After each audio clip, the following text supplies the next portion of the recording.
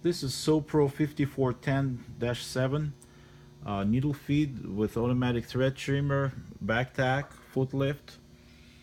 This is also large bobbin machine. It has an M-size bobbin. Bobbin winder is right on the top. It's a high speed, very nice smooth machine. So this machine normally used for any goods that requires needle feed. It gives you, because needle travel with every stitch. You can make any leather goods or anything that requires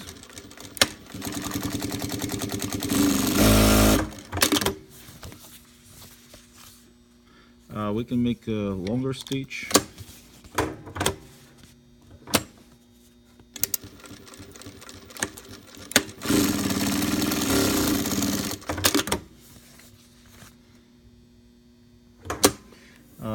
On this display here we have you can set your stitches for back tack. You can turn them on, turn them off, and I had them turned off. Now I'll put the automatic back tack, and machine automatically back tacks in the beginning and the end. You can turn them on, either one or both. So that's how it works. And also there's several settings on the LED light.